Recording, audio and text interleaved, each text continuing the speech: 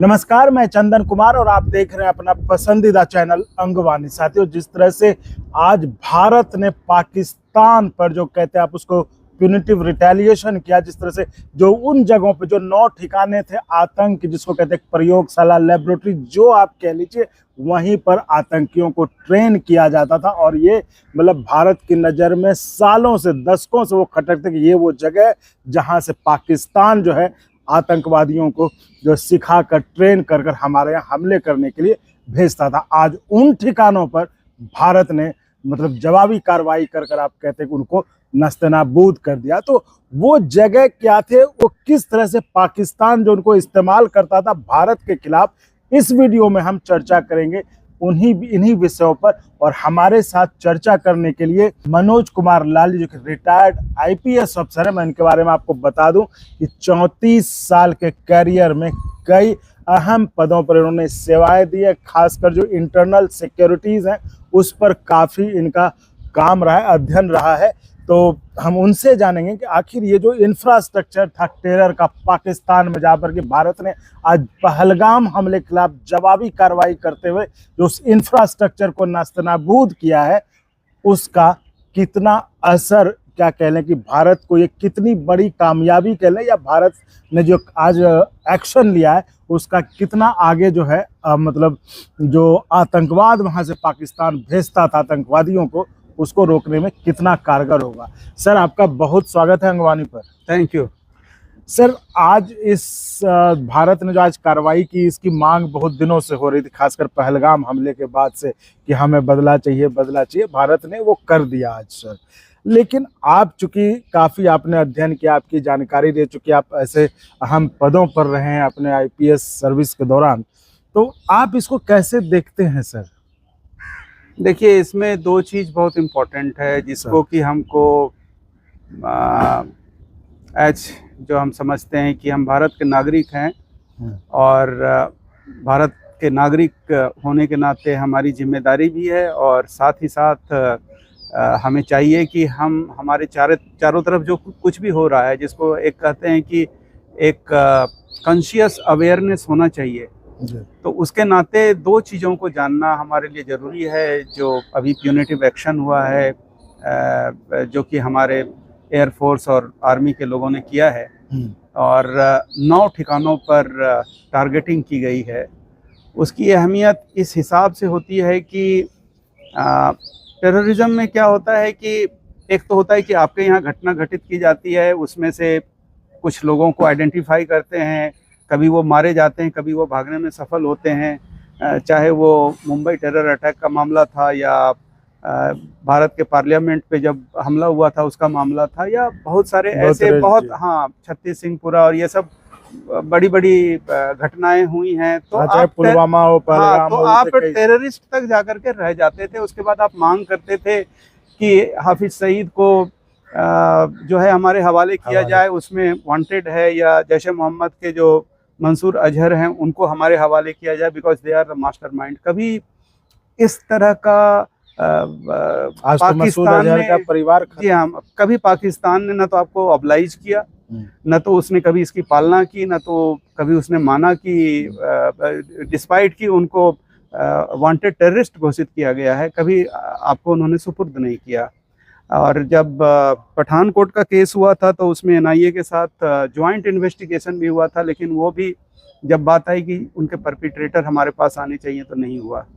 इस बार यह संकेत है भारत सरकार का कि इस तरह का यदि कोई आतंकी हमला होता है तो न सिर्फ एक्टर जो यहाँ पे पहलगांव में आए 4-5, बल्कि उनके मास्टर और जो उनको ट्रेन करते हैं, हमको वहाँ तक पहुँचना चाहिए। तो यह एक सीधा संदेश है, एक तरीके से कहना चाहिए। और जो ये सारी जगहें फैली हैं, जो आपने अभी नाम लिया 9 जगहों का, नॉर्थ से लेकर के साउथ जो बहावलपुर तक जाता है, जी सर, तो वो कोई 30 किलोमीटर, कोई 50 किलोमीटर, कोई 100 किलोमीटर पाकिस्तान के अंदर है। मतलब हम कह सकते हैं यदि हम पाकिस्तान का एक ज्योग्राफी देखें तो ऑलमोस्ट ये हिंटरलैंड की तरफ जाता है जी।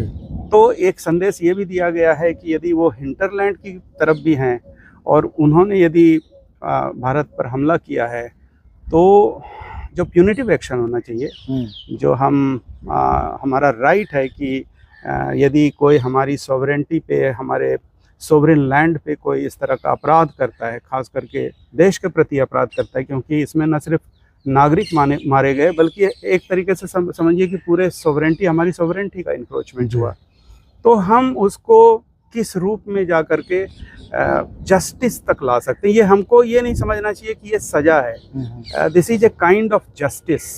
जब जस्टिस किसी न्यायिक प्रक्रिया के तहत संभव नहीं होता है और हमें ये अंदेशा होता है, जो कि आज की ब्रीफिंग में हमारे जो विदेश सचिव हैं उन्होंने भी इस चीज़ पर जोर दिया कि अभी उनकी और भी योजनाएं थी जो हमारे ऊपर करते, और यदि नहीं इसको किया जाता तो और अनेक घटनाएं हो सकती थी। तो हम इसको कह सकते हैं ये एक प्रतिरोध भी है, एक प्यूनिटिव एक्शन भी है, यह एक जस्टिस भी है, और ये एक तरीके का एश्योरेंस है यहाँ के नागरिक को कि सरकार हमारी सुरक्षा, बाह्य सुरक्षा और आंतरिक सुरक्षा के लिए कटिबद्ध है। सर, ये तो एक एश्योरेंस है, मतलब अपने नागरिकों को तो है ही कि हाँ अब सेफ हैंड्स में है और ऐसा कुछ होता है तो भारत कार्रवाई कर सकती है। क्योंकि सर आपने, चूंकि इस पर आपको अच्छा खासा अध्ययन है, आपके पास जानकारी बहुत है, हम ये समझना चाहिए ये जो इलाका है और ये जो पाकिस्तान का जो आप अक्सर मतलब जब बातचीत ऐसे इनफॉर्मली तो आप बताते भी हैं इसको, इसीलिए हमने कहा कि सर से आज ये वीडियो रिकॉर्ड करें ताकि ये आम लोग भी, जो व्यूअर्स है वो भी इन चीजों को समझेगा कि ये जो इलाका था और जो पाकिस्तान का जो उनका कहते हैं डॉक्ट्राइन है कि भारत को कैसे जो है इस्लामिकिस्ट और वो जो गजवा हिंद और क्या क्या कहते हैं, तो इन सब चीजों के बारे में अगर थोड़ा जानकारी ताकि लोग समझ पाए कि क्या आखिर उनका पूरा प्लान क्या है पाकिस्तान का, जिसको कि आज जो है एक धक्का लगा, भारत ने उसको एक डिसमेंटल किया जो उसका इंफ्रास्ट्रक्चर था। इसको ना हम 3 रूप में समझ सकते हैं जी। पहला तो हमको ये समझना पड़ेगा कि पाकिस्तान बना ही क्यों, और जो पाकिस्तान बना वो जियोपॉलिटिकल नेसेसिटी थी। उसमें वेस्ट का बहुत बड़ा इंटरेस्ट था। उस समय ब्रिटिश गवर्नमेंट थी और ब्रिटिश गवर्नमेंट के दिमाग में यह बहुत अच्छी तरीके से था कि जो नॉर्थ वेस्ट फ्रंटियर है, उस समय जो यूनाइटेड इंडिया होता था, नॉर्थ वेस्ट फ्रंटियर मतलब जिसको आज पेशावर आप कहते हैं, यदि आप ज्योग्राफी के हिसाब से देखिए तो एक तरह से हिंदू कुश वो नॉर्थ टू साउथ रन करती है और हिमालय जो आपका वेस्ट टू ईस्ट रन करता है। जब वो मिलता है तो वो 3 तरफ देखता है। एक तरफ देखता है जो टर्की की तरफ ट्रांस ऑक्सियाना जिसको कहते हैं वो, दूसरा जिसको आप सेंट्रल एशिया कहते हैं, तजाकिस्तान, तुर्कमेनिस्तान, उज्बेकिस्तान, ये सारा का सारा इलाका बनता है। और वहाँ से पुराना सिल्क रोड जाता था जो कि चाइना की तरफ जाता है, तिब्बत को करके, ये वहाँ पे बैठता है।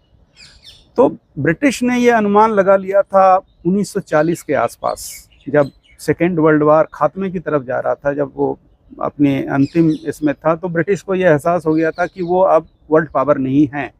ये उनको एहसास तो 1910-12 में ही हो गया था, लेकिन 1930 के बाद से ये तय हो गया कि अमेरिका जो है अब वर्ल्ड पावर बनेगा और ब्रिटिश का स्थान लेगा।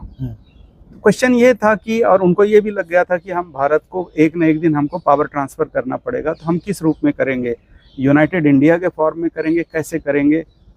उनका जो आकलन था, उन्होंने ये असेस किया, ये उनका दृढ़ विश्वास था कि यदि कांग्रेस शासन में आएगी, इंडियन नेशनल कांग्रेस, तो वो ब्रिटिश के लिए कभी भी वो फ्रेंडली नहीं हो सकते, उनके मित्र नहीं हो सकते। अच्छा। और इस हिसाब से उनको जो नॉर्थ वेस्ट फ्रंटियर का जो स्ट्रेटेजिक यूज है वो नहीं कर सकते, वो डिनाई करेंगे। इसलिए कौन उनके मित्र हो सकते हैं उस हिसाब से, और ये ज़मीन का ये हिस्सा किसी न किसी रूप से उनको चाहिए। आज जो आप कश्मीर का हिस्सा जो अभी उन्होंने लिया है, जिसको आप गिलगिट बाल्टिस्तान कहते हैं, उसके साथ स्कर्दू है, और उसके नीचे जब आप पाकिस्तान ऑक्यूपाइड कश्मीर की बात करते हैं, बहुत सारे ऐसे हिस्से हैं जो स्ट्रेटजिकली इतने इम्पोर्टेंट हैं कि यदि वो वेस्टर्न पावर के पास अवेलेबल नहीं हो तो वो इस तरीके से ये डोमिनेट नहीं कर पाएंगे एशिया के इस भाग में, जो बहुत महत्वपूर्ण है। तो उन्होंने पाकिस्तान इस हिसाब से ब्लूप्रिंट बनाया कि यदि पाकिस्तान इस तरह से बन जाए और पाकिस्तान के लोगों को हम इस हिसाब से कन्विंस करने में रहें कि आप हमारे साथ हो जाइए, ब्रिटेन के साथ हो जाइए या वेस्टर्न पावर के साथ हो जाइए, तो हम इस इलाके का उपयोग रशिया को रोकने में करेंगे। उनके उस समय दिमाग में था कि ये रशिया इस तरफ से आ सकता है। मतलब आप सर बड़ी ये 79 में रशिया आया अफगानिस्तान में, और पाकिस्तान का ही उपयोग मुजाहिदीन, तालिबान ये सब करके उन्होंने डिस्पेल किया रशियन। पहले तो उन्होंने रशिया को कहा कि यहाँ से चला जाए, उसके बाद जब नजीबुल्ला सरकार रही तो उनको भी इन्होंने जो छोटे छोटे ग्रुप थे इनको बना के, जो ट्राइबल के ग्रुप थे, इनका शूरा कहलाता था, और उनके मुजाहिद से लेकर के उनका पूरा रिप्लेस करवाया। उसमें अमेरिका की बहुत बड़ी भूमिका रही। अमेरिका ने पाकिस्तान का बहुत ज़्यादा उपयोग किया हर एक रूप से। और उस समय जिसको आज आप एसिमेट्रिक वॉरफेयर कहते हैं, नॉन स्टेट एक्टर के थ्रू वॉरफेयर करते हैं। तालिबान कोई स्टेट नहीं था। जो दूसरे मुजाहिद थे, गुलबुद्दीन हिकमतयार का या ओसामा बिन लादेन का, इवन जो नॉर्थ प्रोविंस है अफगानिस्तान का, वो सब सारे उस समय नॉन स्टेट एक्टर की तरह काम करते थे। तो इसकी एक प्रयोगशाला बनी अफगानिस्तान। ये एक पहला हिस्सा है जो आपको समझना पड़ेगा कि this was creation, Pakistan was in fact creation of the British and it served the purpose of the western world. जब अमेरिका आया और मतलब आप ये इस चर्चा में ये आप एक नया चीज दे रहे हैं कि मतलब जो एक आम धारणा है कि हिंदू और मुसलमान के आधार पर, धर्म के आधार पर वो बनाया गया, इट्स मैन्युफैक्चर। वो एक मतलब एक बहाना था, आधार था। नहीं, बहाना नहीं था। इसको यहाँ से समझिए। जब ये जियोपॉलिटिकल रियलिटी ब्रिटिश को करना था तो उनके लिए सबसे हैंडी हुआ कि हम इसको हिंदू मुसलमान बना दें। उसमें मुसलमान के एक लीडरशिप जो जिन्ना के अंदर आए, उन्होंने इस चीज को, जिसको कहते हैं ना, बाय किया। दे completely bought the theory of the British. उन्होंने बिहेव, और ये अभी से नहीं हो रहा था, ये तार जुड़ते हैं 1857 से जी। मतलब आप जो विषय ले रहे हैं, ये विषय गहरा विषय है और आपको देख करके लगेगा कि इसके कितने शेड्स हैं। जब 1857 में हिंदू मुस्लिम यूनिटी हुई और ब्रिटिश को लगा कि हमें खदेड़ देंगे, और हम जिसे स्वतंत्रता की पहली लड़ाई कहते हैं और ब्रिटिश इसको म्यूटिनी कहते हैं जी। तो उस समय ब्रिटिश को लग गया कि यदि हिंदू मुस्लिम एक रहेंगे तो हमारा यहाँ रहना संभव नहीं है, इनको डिवाइड करो। तो वो सफल हुए। 1857 से लेकर के आप देखिएगा 1905-1910 के बीच में उन्होंने यह स्थिति पैदा कर दी कि अल्टीमेटली मुस्लिम लीग का निर्माण हुआ। वो ढाका से होता है, जो कि बंगाल का मुस्लिम बहुल एरिया था। और वो फिर जिन्ना उनके साथ आते हैं, बहुत सारे दूसरे आइडियोलॉग आते हैं। 1920 से 1930 तक जो एक मुस्लिम लीडरशिप है वो इस प्रकार से तैयार होती है, जो ये कहती है कि हमारा अल्टीमेट गोल ये है कि इस्लाम ही मुसलमानों के ऊपर राज कर सकता है। यह कांग्रेस के अंतर्गत हमें वह संभव नहीं है जो जिसको हम टू नेशन थ्योरी कहते हैं। मतलब टू नेशन थ्योरी को प्रोपगेट किया गया।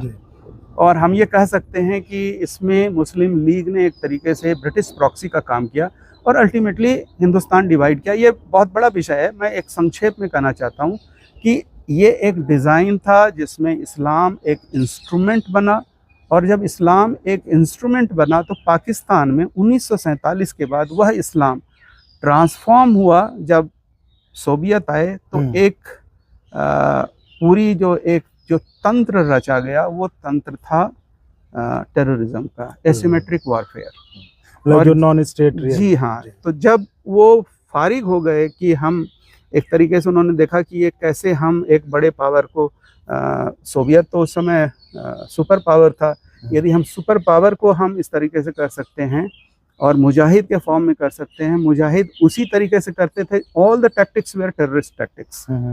उनका यही था कि उनका जो फॉर्मेशन था it was strict, you can say command system was very strong.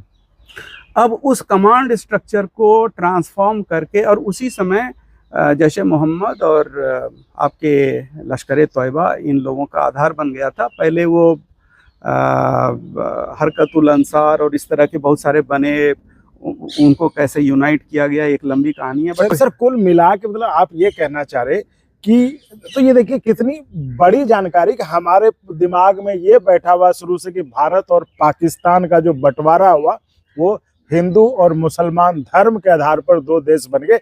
जबकि मनोज सर जो बता रहे हैं, क्योंकि उनकी काफ़ी अच्छी जानकारी से, पढ़े लिखे काफ़ी इन सब मामलों पर, बताने कि एक्चुअल में पाकिस्तान का जो निर्माण था वो एक सोची समझी रणनीति का हिस्सा था वेस्टर्न पावर्स का। खासकर जो ब्रिटिशर्स उस समय जो वेस्टर्न पावर्स थे वो चाहते थे कि जब हमें कल को भारत छोड़ना पड़ेगा तो इस इलाके में, चूंकि इस इलाके का स्ट्रेटेजिकली बहुत इंपॉर्टेंस था, तो वहाँ पर हमारा दबदबा कैसे बना रहे, हमारी वहाँ पे दखल कैसी बनी रहे, उसको लेकर उन्होंने जो है पाकिस्तान में, जो कि आप कह लीजिए जो जिन्ना साहब थे उनका जो मुस्लिम प्रेम और वो उस तरह करके, तो उस सेंटिमेंट को हवा देते हुए उन्होंने पाकिस्तान को सपोर्ट किया कि ये एक अलग देश बन जाए जिसके बहाने जो है हमारा भी वहाँ पे दखल बना रहे, हमारा भी जो है वहाँ पे प्रभुत्व बना रहे। जो कि आपने आज़ादी के कई साल बाद तक आपने देखा भी कि कैसे जो वेस्टर्न पावर के साथ हमेशा पाकिस्तान अलाइन होता था और हम लोग इधर रसा और सबके साथ रहते थे। तो ये थी हमारी खास बातचीत मनोज लाल सर से, जो कि हम आपको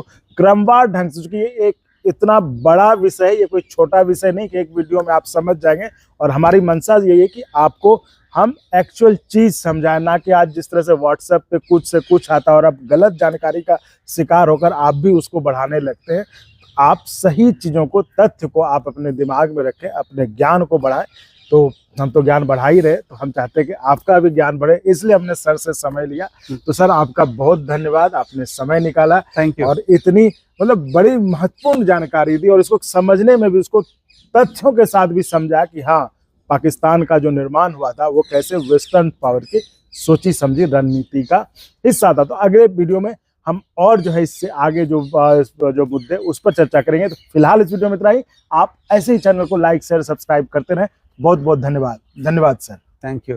और अगर आपको अच्छा लगा तो एक बार और आपको मैं कहना चाहूँगा कि आप इसको प्लीज सब्सक्राइब और शेयर करते रहें ताकि हमारा भी मनोबल और सपोर्ट बना रहे।